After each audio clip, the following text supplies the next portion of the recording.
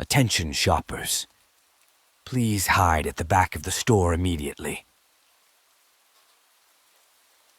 Attention shoppers, came a male voice over the intercom. Please move to the back of the store immediately. The back of the store? I whispered to Daniel. Don't they mean the front of the store? To pay for our stuff? It was 8:50 p.m. 10 minutes till closing time. We'd brought our 2 kids out on this late-night Walmart excursion in the hopes of burning off some energy. Instead, they'd just thrown tantrums for new Legos and Hot Wheels. It was a disaster, but apparently the disaster was just beginning. Please move to the back of the store immediately, the voice repeated overhead. This is not a drill. I glanced around, but the other shoppers were just as confused as I was. An old lady looked up at the ceiling, scrunching her face. What the hell? A dark-haired woman asked her boyfriend, pushing a cart full of garden supplies. Didn't you hear? An older man said, leaning over his cart of bottled water and canned food. We're in a tornado watch. 1 touchdown in Sourville. A tornado? It was definitely storming outside. I'd seen the black clouds roll in from the east earlier, but it didn't look that bad. Do not stay out in the open. I repeat, do not stay out in the open. There was a pause, then an explosion of sound as everyone began to mobilize. Carts rolling, panicked voices, feet slapping on the floor. No, this can't be happening. I hurried down the toy aisle, Tucker in my arms, Daniel and Jackson following me. 3 zigzaggy turns, and then we were in the electronics area. I glanced at the TVs on the wall and pictured the 4 of us crushed underneath them. Stay away from windows and doors, the voice continued on the loudspeaker, and do not attempt to exit the store. Is it safe here? Daniel shook his head. Big open areas aren't good. I'm going to check in back, see if there's a break room or something. You stay here, okay? I nodded. Arms shaking, I sat down on the ground between 2 shelves of video games. Tucker sucked on a bottle in my arms while Jackson began to giggle. Is the tornado going to hit the store, and everything will fly around real fast? He asked with a big stupid grin on his face. I don't know. A tornado. A real-life tornado like you see in the movies, plowing through our town. It was so unfathomable. We were New York natives, transplanted here to Indiana only 6 months ago. I'd never been in a tornado watch my entire life. Daniel jogged back into view. Everything's locked up, he said as he joined me on the floor. But listen, Fairview's a big town. The chances that it'll hit this Walmart, I think we'll be okay. I never should have brought us here. You didn't know. None of us did. He wrapped his arm around me. They should have warned us, like an emergency alert on our phones, or a tornado siren or something. The voice overhead rang out again through the store. Do not stay out in the open. Do not make yourself visible. That includes security cameras. Please move to a spot that is not visible to any cameras. I frowned. What does that have to do with tornadoes? A feeling of unease in the pit of my stomach. I glanced up and saw several black globes descending from the ceiling, hiding the cameras within. I guess we should listen to them and get out of sight, I whispered. I grabbed Jackson's hand, Daniel picked up Tucker, and we jogged out into the center aisle. The store was an eerie sight, abandoned shopping carts askew in the aisle, full of everything from pies to batteries to plants. Footsteps echoed around the store from people unseen as they found their new hiding places. We dodged a shopping cart full of soda, ran through kitchenwares, and then stopped in the Easter decoration aisle. There was a camera in the central corridor, but as long as we stayed in the middle of Easter aisle, we'd be invisible. The 4 of us crouched on the floor, next to some demented-looking Easter bunnies. I'm hungry, Jackson whined. Shh, Mommy. I grabbed a bag of colorful chocolate eggs and ripped it open. Here. Candy. Happy? I whispered, thrusting them into his hands. Then I leaned back against the metal shelves, panting. But I didn't have long to rest. A mechanical whine overhead, and then the voice came through the speakers again. Keep away from aisles with food. If you have food with you, leave it and move to a new hiding place. If you have any open wounds, cover them with clothing. What the fuck? That had nothing to do with keeping safe in a tornado. We should make a run for it, Daniel whispered to me, starting to stand. But the tornado... I don't think there is a tornado. Listen, do you hear any wind? I listened, but all I heard was silence. No howling wind, no shaking ground, no projectiles clanging against the metal roof.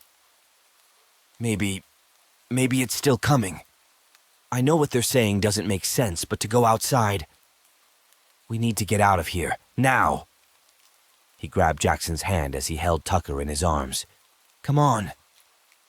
Daniel, I don't think that's a good idea, I whispered. But the next words from the intercom changed my mind. Assume a fetal position and place your hands on your head. Close your eyes and do not open them for any reason. Let's go.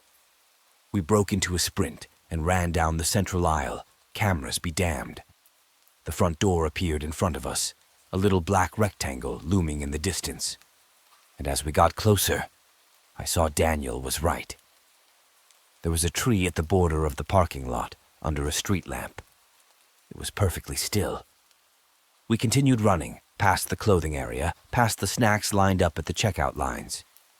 I ran towards the sliding glass doors as fast as my legs would carry me. Almost there. Almost there. Almost... The doors didn't open. No! No, no, no! Daniel slammed his body against the door. It rattled underneath him. I tried to squeeze my fingers into the gap between them to try and pull them apart. They didn't budge. They locked us in, I whispered. I want to go home, Jackson said.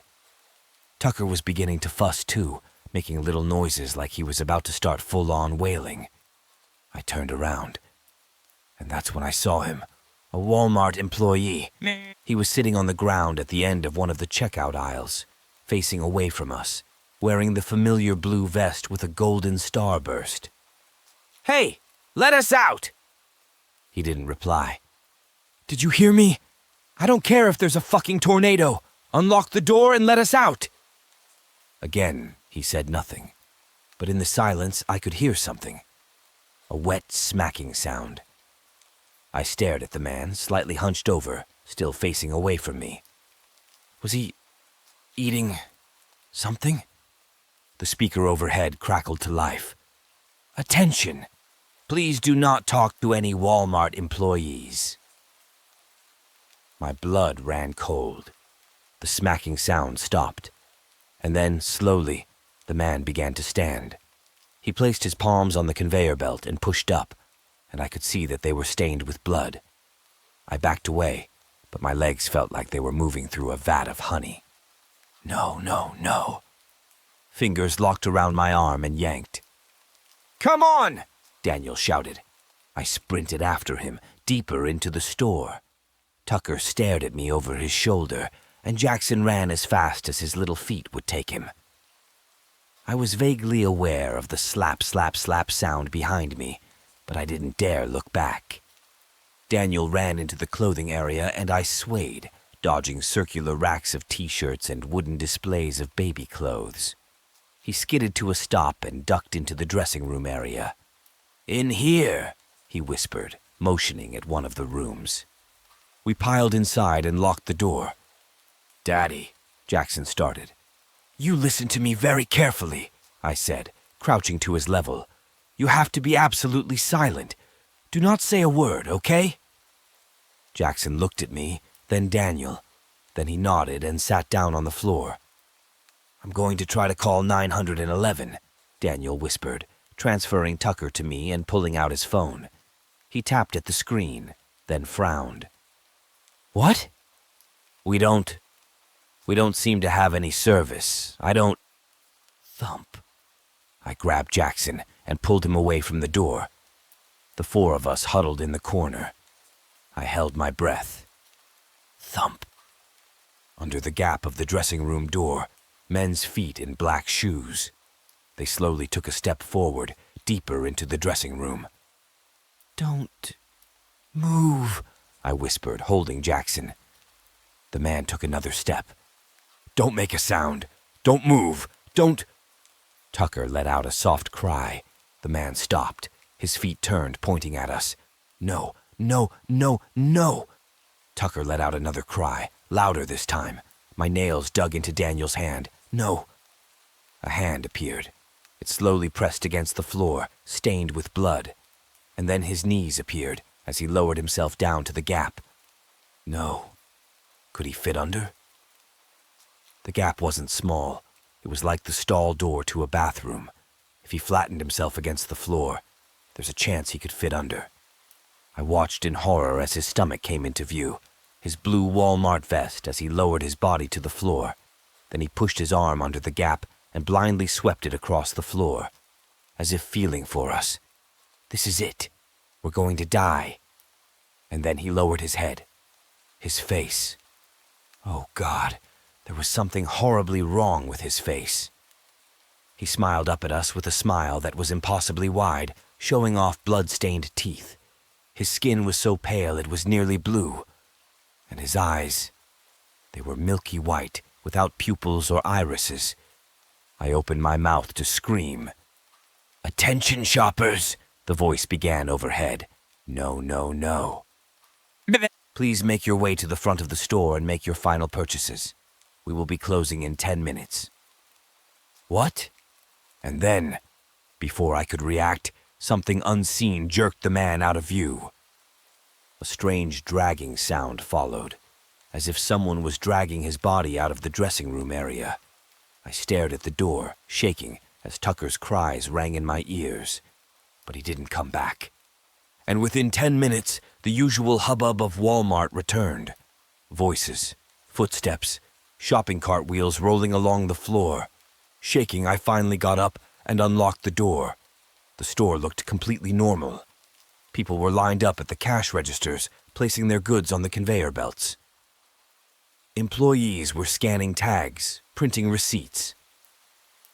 People walked towards the glass doors, and when they did, they slid open. As we slowly walked towards the exit, I spotted the older man who'd warned us about the tornado earlier. What was that?" I asked, unable to keep my voice from shaking. He shrugged. "I guess the tornado missed us. What a miracle, huh?" Giving us a smile, he disappeared out the glass doors and into the night.